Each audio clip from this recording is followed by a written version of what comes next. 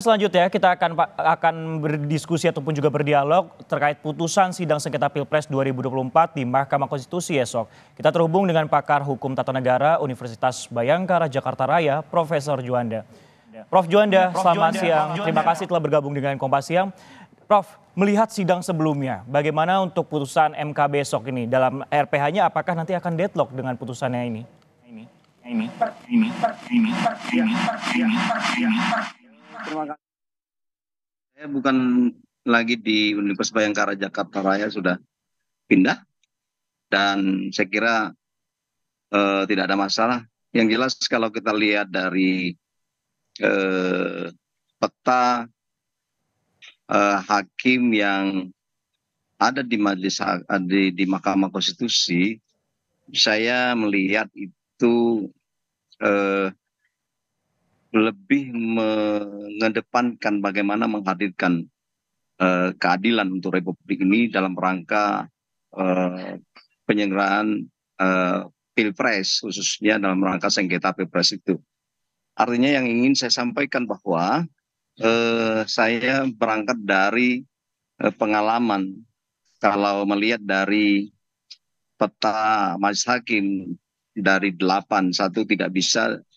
Dari 8 itu 2 baru, terus yang 6 adalah hakim yang lama. Dari 8 itu saya melihat untuk putusan 90 dulu ya, saya berkeyakinan dari 8 yang ada berkacamata kepada putusan 90 kemarin, maka saya cenderung melihat hakimnya adalah lebih mengedepankan soal keadilan substantif dan menggunakan paham hukum progresif. Artinya tidak paham legalistik, formalistik yang hanya berkutat pada angka-angka. Atas dasar pengamatan dan penelitian tersebut, saya melihat peluang untuk dikabulkan permohonan 01 dan 03 itu cukup besar ya, tetapi semuanya memang terpulang kepada hakim masing-masing. Yang paling tahu sebenarnya adalah hakim. Bisa saja itu tidak tepat pandangan saya, tetapi paling tidak saya beralasan bahwa melihat selama ini pengalaman dan integritas dari hakim yang ada sekarang, saya masih meyakini 6 hakim itu masih berpegang pada paham hukum progresif. Artinya tidak berkutat pada soal prosedur formalitas, tidak berkutat pada hanya angka-angka, sehingga peluang untuk dikabulkan permohonan 01 03 cukup besar. Oke, Prof. Juanda menyebutkan berkali-kali ini, beberapa kali adalah peluang besar akan dikabulkan untuk permohonan dari 01 ataupun juga 03 karena tadi juga dijelaskan menghadirkan keadilan pada Pilpres. Apakah salah satu faktornya ini karena amicus curiae atau sahabat pengadilan yang juga turut dibahas dalam rapat pemusyawaratan hakim? Karena kita mengetahui setidaknya ada 14 kemudian surat dari sahabat pengadilan ini yang juga ikut turut dibahas dalam RPH tersebut, Prof. Juanda. Ya, saya kira begini ya.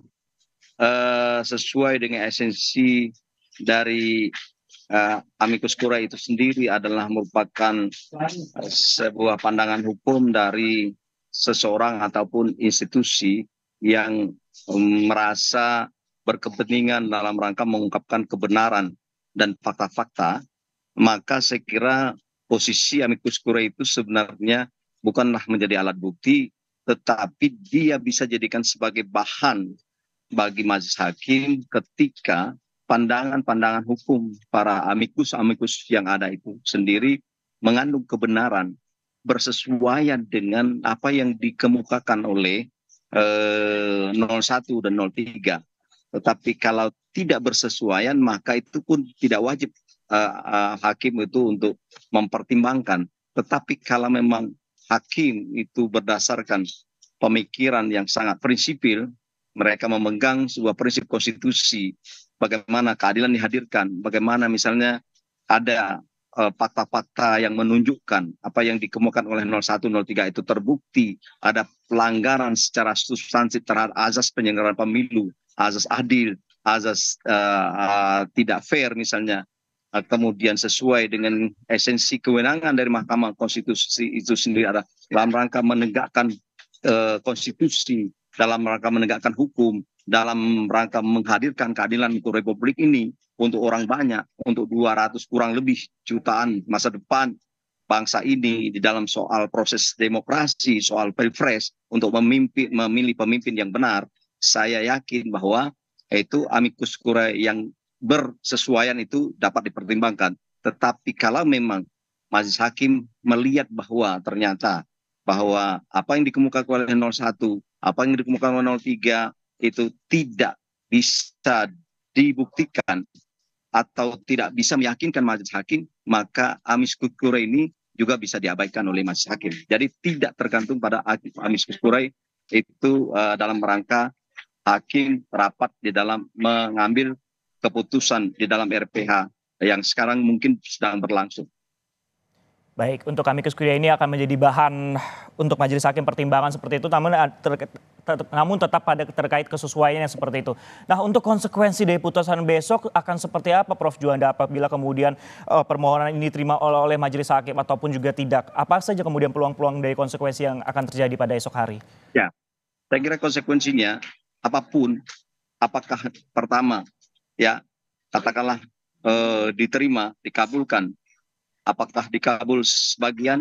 Sebab kalau kita membaca dari permohonan pemohon 01 dan 03 itu, saya ambil intisarinya saja bahwa itu pertama adalah untuk mendiskualifikasi ya Gibran misalnya.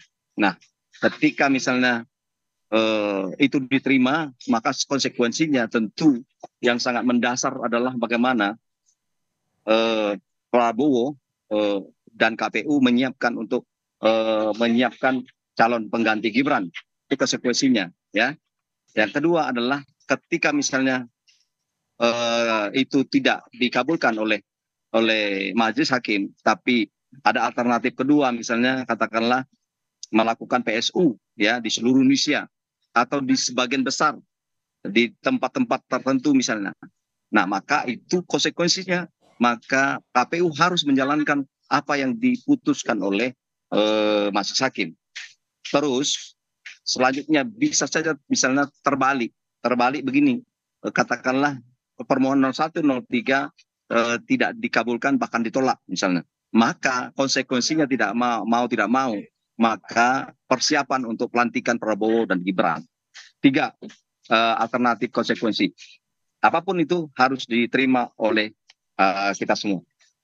Ya, ini juga diharapkan agar segala ataupun juga semua pihak ini bisa legowo untuk menerima hasilnya yang rencana juga akan dibacakan sidang putusan ini pada Mahkamah Konstitusi pada esok hari pada pukul 9. Tadi ada 3 kemudian potensi ataupun jadi sidang putusan tersebut ada konsekuensi Prabowo didiskualifikasi, akan dilakukan pemilihan suara ulang ataupun juga nantinya untuk persiapan dari pelantikan presiden. Terima kasih Profesor Juanda, pakar hukum tata negara yang telah bergabung dengan Kompas TV pada siang hari ini.